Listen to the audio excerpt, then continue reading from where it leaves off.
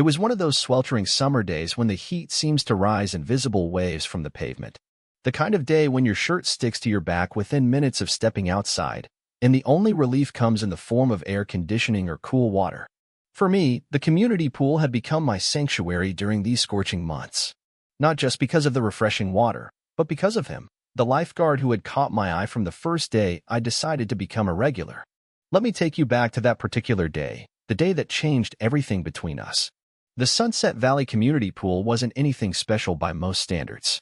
A standard Olympic-sized pool with lane dividers that were removed during recreational swim hours, surrounded by concrete decking that burned the soles of your feet if you dared walk barefoot during midday. There were the usual plastic lounge chairs scattered around, most of them claimed early in the day by the neighborhood moms who gossiped behind oversized sunglasses while keeping one eye on their children splashing in the shallow end. The deep end was typically dominated by teenagers showing off their diving skills or playing impromptu games of water volleyball. I'd been coming to this pool almost daily for the past 3 weeks, partly to escape my apartment's broken air conditioning, but increasingly because of the lifeguard who worked the afternoon shift. His name was Ethan. I'd overheard another staff member calling him that, and he sat perched on the tall white chair overlooking the deep end, his bronzed skin glistening with sunscreen, dark hair slightly curled from the humidity.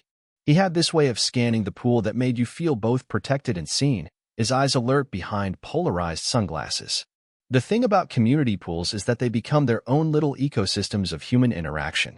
You start to recognize the regulars, the elderly man who swims laps every morning at precisely 10 a.m., the group of middle school boys who try to outdo each other with cannonballs, the young mother teaching her toddler to float with colorful arm floaties. And then there was me, the guy who always chose the same corner chair with the perfect vantage point of the lifeguard station. I wasn't being creepy, at least I didn't think so. There's something captivating about watching someone who's completely in their element, confident in their role. Ethan moved with the easy grace of someone comfortable in his own skin. When he blew his whistle at kids running on the deck or made his rounds checking the chemical levels, there was an authority to him that I found magnetic. I'd catch myself wondering what he did when he wasn't at the pool, what his laugh sounded like, whether the serious expression he wore was just part of the job or his natural state. On this particular Thursday, I'd arrived later than usual, around 4 p.m. The pool would be closing at 7, giving me a few hours to cool off and maybe exchange one of those brief nods of recognition that Ethan and I had developed over the weeks. It wasn't much, just a slight acknowledgement that we'd seen each other before, but it sent a little thrill through me each time. The pool was less crowded than usual. Perhaps the heat had driven most people to indoor activities, or maybe the forecast of evening thunderstorms had kept them away. I claimed my usual spot, spread my towel over the chair, and applied another layer of sunscreen before slipping into the water. The initial shock of coolness against my overheated skin was always my favorite part, that moment of total sensory contrast that made me feel fully alive. I swam a few lazy laps, more floating than actual swimming, letting my mind wander as I stared up at the impossibly blue sky. From time to time, I'd glance over at Ethan, who seemed more relaxed today with fewer swimmers to monitor. Once, I thought I caught him looking in my direction, but it was hard to tell with those sunglasses hiding his eyes.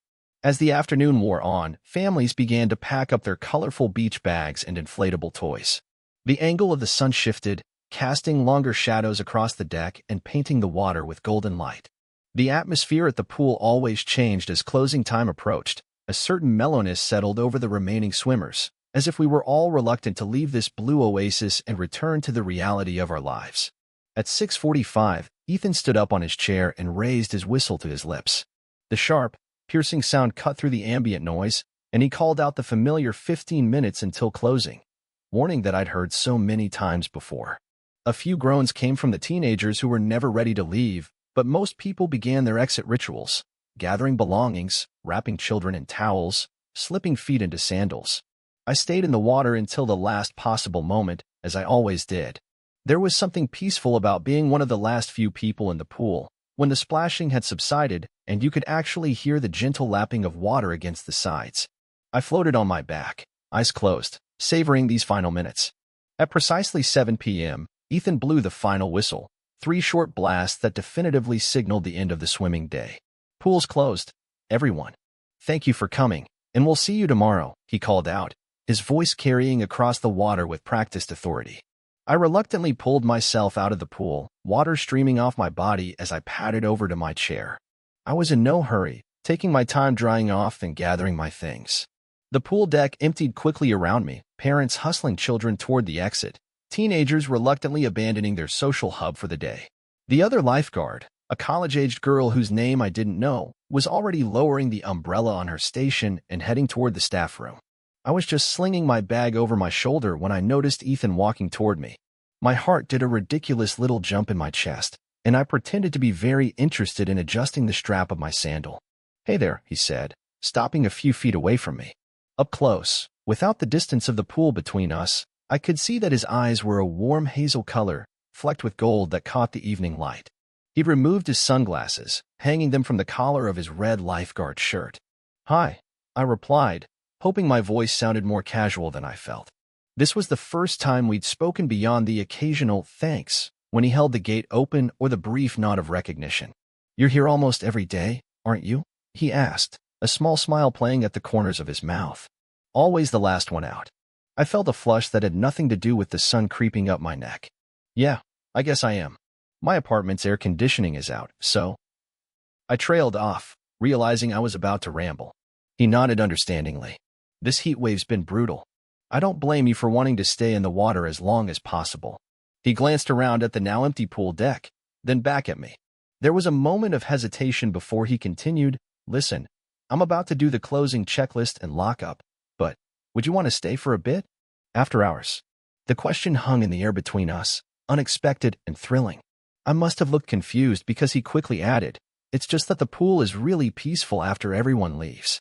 Sometimes I take a quick swim myself before heading home. Totally up to you, though." Was this really happening?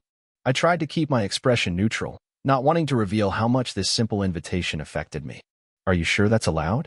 I asked, immediately regretting how rule-abiding I sounded. Ethan laughed, and the sound was even better than I'd imagined, warm and genuine. "Well, technically I'm still on duty until everything's locked up, and there's no rule against having a guest help me inspect the water quality." He winked, and my stomach did a little flip. "In that case," I said, trying to match his light-hearted tone, "I'd be happy to assist with your very important pool inspection." His smile widened. "Great. I just need to do a quick walkthrough and check some things. Why don't you make yourself comfortable? I'll be back in about 10 minutes. As he walked away toward the equipment shed, I couldn't help but watch the confident stride that I'd admired from afar for weeks. Was this really happening? Was I reading too much into a friendly gesture? Maybe he was just being nice to a regular patron. Or maybe— I pushed away the overthinking and decided to simply enjoy whatever this was. I settled back into my chair, a buzz of anticipation humming through me as I watched the sky beginning to turn the soft pink and orange of sunset. The pool had transformed in the absence of splashing children and chattering adults. The water was perfectly still now, reflecting the colorful sky like a mirror. The only sounds were the distant hum of traffic beyond the high fence and the occasional chirp of birds settling in for the evening. True to his word, Ethan returned about 10 minutes later, having changed from his official red lifeguard shorts into regular navy swim trunks, though he still wore the staff shirt. "All set," he said, dropping a small duffel bag beside my chair. "We've got about an hour before I really need to lock up. So what exactly does this after-hours pool inspection entail?" I asked, surprising myself with my boldness. He laughed again. "Well, first and most importantly, it involves actually enjoying the pool without having to yell, 'Walk, don't run,' every 5 minutes." He pulled his shirt over his head in one fluid motion, revealing the tanned, toned torso I'd glimpsed from afar but never seen this close. "And second," he continued, seemingly unaware of my staring, "it means having actual conversation with the mysterious guy who's been watching me from the corner all summer." I felt my face flush hot with embarrassment. "I haven't been watching you," I protested weakly. "I just like that spot. Good sun angle." Ethan raised an eyebrow, clearly not buying it. "Uh-huh. And I suppose you didn't notice me watching you back." "Wait, what? You were watching me?" The words came out before I could stop them. He shrugged, a slight smile playing on his lips. "It's kind of my job to watch everyone in the pool. But yeah, I noticed you. Kind of hard not to." There was something in his tone that made my pulse quicken. "Anyway, are we going to stand here talking? Or are we going to enjoy having this whole place to ourselves?" Without waiting for an answer, he walked to the edge of the pool and executed a perfect dive into the deep end, barely making a splash. I watched as he surfaced, pushing his wet hair back from his forehead. "Water's perfect," he called. "Coming in." I hesitated only a moment before pulling off my t-shirt and joining him, choosing a more conservative jump rather than attempting to match his graceful dive. The water felt different somehow, more intimate without the crowd, more ours. When I surfaced, Ethan was floating on his back nearby, looking completely at ease. "So," he said, "I know you're a pool regular escaping bad air conditioning, but what's your story beyond that?" "I don't even know your name." "Alex," I told him, treading water a few feet away. "And there's not much of a story, really. I'm a graphic designer, work mostly from home, which is why I can spend so many afternoons here instead of in an office." "Graphic designer? Huh? That's cool. What kind of stuff do you design?" And just like that, we fell into easy conversation. I told him about my freelance work, the book covers and website designs that paid my bills. He shared that lifeguarding was his summer job while he finished his master's degree in environmental science. We discovered a shared love of old sci-fi movies and a mutual hatred of the local sports team that had traded away their best player last season. As we talked, we moved around the pool, sometimes swimming lazy laps side by side, sometimes sitting on the steps in the shallow end, sometimes floating and staring up at the darkening sky as stars began to appear. The initial nervousness I'd felt had melted away, replaced by a comfortable familiarity that seemed impossible for people who had technically just met. "Can I ask you something?" I said during a lull in conversation, as we sat side by side on the pool steps, water lapping at our chests. "Sure," Ethan replied, turning slightly to face me. "Do you invite all the regular swimmers to stay after hours, or?" I let the question hang, suddenly afraid of the answer. He looked at me for a long moment, droplets of water clinging to his eyelashes. "No," he said finally. "Just you." "Why me?" I asked, my voice quieter than I intended. Ethan's gaze was steady, unwavering. "Because I've wanted to talk to you for weeks. Because you're not like the other regulars. Because..." He paused, seeming to search for the right words. "Because there's something about you that made me want to know more." The air between us felt charged, electric with possibility. I was acutely aware of how close we were sitting, our shoulders occasionally brushing in the water. The pool lights had automatically come on as darkness fell, casting an ethereal blue glow around us and illuminating Ethan's face from below. "I've wanted to talk to you too," I admitted. "I just never knew how to start a conversation with the guy who's technically working." He smiled. "You could have just said hi, you know." Says the guy who waited 3 weeks to invite me to stay after hours instead of just saying hi himself, I countered, returning his smile. "Fair point," he conceded with a laugh. "I guess we're both a little ridiculous." There was a comfortable silence, filled only by the gentle sound of water moving around us and the distant chorus of cicadas. The night had cooled slightly, but the water remained perfectly warm. "Want to see something cool?" Ethan asked suddenly, standing up from the steps. "Sure," I replied, curious. "Follow me." He waded through the shallow end and climbed out of the pool, water streaming from his body as he walked toward a control panel mounted on the wall near the equipment shed. I followed, suddenly self-conscious as I emerged from the water. Ethan flipped a few switches on the panel, and suddenly the underwater lights in the pool changed from standard white to a soft purple, then blue, then green, cycling slowly through a rainbow of colors that transformed the water into a shifting canvas of light. "Wow," I breathed, genuinely impressed. The entire pool glowed like something from another world, the colors reflecting off the surface and casting dancing patterns across our skin and the surrounding deck. "Pretty great, right?" Ethan said, clearly pleased by my reaction. "They installed these lights last year, but we hardly ever use the color settings during regular hours. Too distracting when you're trying to watch for safety issues." We stood side by side at the edge of the pool, watching the hypnotic shift of colors.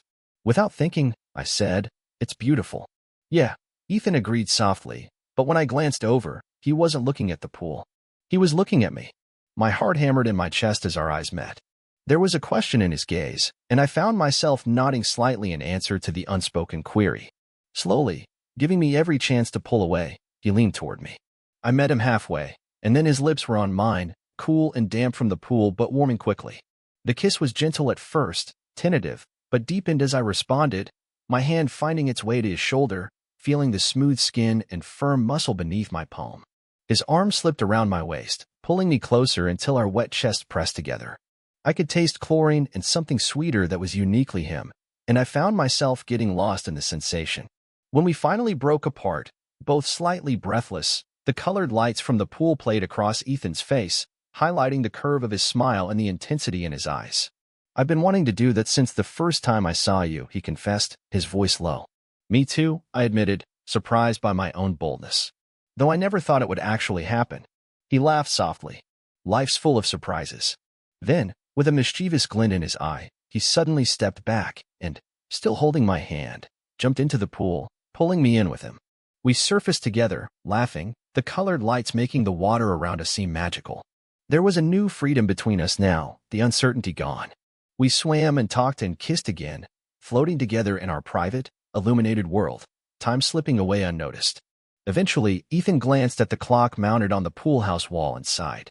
"I hate to say it, but I really do need to lock up soon. The security system automatically alerts the manager if it's not set by 9:30. Reality intruded on our bubble, and I nodded, reluctantly swimming toward the steps. As we dried off and gathered our things, there was a new shyness between us, the question of what happens next hanging in the air. "So," Ethan said, rubbing his hair with a towel, "I'm off tomorrow. Would you maybe want to get coffee or something? Somewhere that doesn't involve chlorine." The simple question filled me with unexpected happiness. "I'd like that," I replied, trying not to sound too eager. "A lot." We exchanged phone numbers as Ethan completed his final closing duties, turning off the fancy lights and returning the pool to its ordinary state. As he locked the equipment shed and we walked together toward the exit gate, I couldn't help but look back at the now dark pool, thinking about how different it would look to me now, filled with memories that had nothing to do with escaping the heat. At the parking lot, we paused beside my car. "Thanks for staying," Ethan said, suddenly looking almost shy, so different from the confident lifeguard I'd watched all summer. "Thanks for inviting me," I replied. Then, gathering my courage, I leaned in and kissed him again, briefly but with promise. His smile when I pulled away was worth every moment of the weeks I'd spent wondering about him. "I'll text you tomorrow about coffee," he said. "I'll be waiting," I told him, meaning it more than he could know. As I drove home that night, windows down to catch the cooler evening breeze, I couldn't stop smiling. My apartment would still be too hot. My work deadlines would still be looming, but somehow none of that seemed important. All I could think about was colored lights reflecting on water, the taste of chlorine kisses, and the way Ethan had looked at me when he thought I wasn't noticing. The community pool had been my escape from the summer heat, but now it had become something else entirely, the beginning of a story I couldn't wait to continue. And as for that final whistle that usually signaled endings, for us, it had somehow become a beginning. Who knew that the simple act of being the last one to leave the pool would lead to this unexpected connection? Life really is full of surprises, especially when you're open to staying after hours, taking chances, and diving into the unknown. Sometimes the most ordinary places, like a community pool on a hot summer day, can become the setting for the most extraordinary moments in our lives. And sometimes, just sometimes, the person you've been watching from afar has been watching you right back, just waiting for the right moment to blow that final whistle and invite you into their world. Total_char_count, 18,788.